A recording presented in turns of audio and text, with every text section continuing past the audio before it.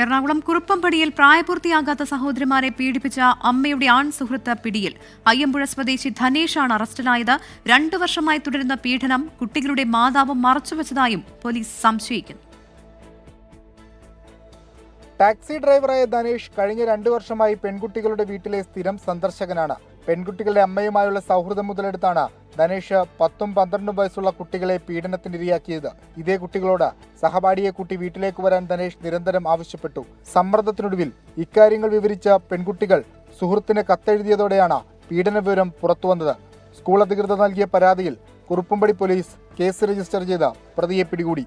Elder പെൺകുട്ടി 6th class പഠിക്കുന്നു, younger പെൺകുട്ടി 4th ക്ലാസ്സിൽ പഠിക്കുന്നു. 2 വേറെ സ്കൂളാണ്, 2 സഹോദരിയാണ്. We got the information that this elder പെൺകുട്ടി wrote a letter to her friend that her father, actually not a father, he is their real father. അച്ഛൻ 3 വർഷം മുമ്പ് മരിച്ചു. പെൺകുട്ടികൾക്ക് പരീക്ഷയായതിനാൽ വിശദമായ രഹസ്യമൊഴി പിന്നീട് രേഖപ്പെടുത്തും. ഈ മൊഴി പരിഗണിച്ചാവും മാതാവിനെ പ്രതി ചേർക്കുന്നതിൽ തീരുമാനമെടുക്കുക. പീഡനവിവരം മാതാവിന് അറിയാമായിരുന്നുവെന്നാണ് പോലീസിന്റെ വിലയിരുത്തൽ. ധനേഷ് കുറ്റം സമ്മതിച്ചിട്ടുണ്ട്. 24 കൊച്ചി.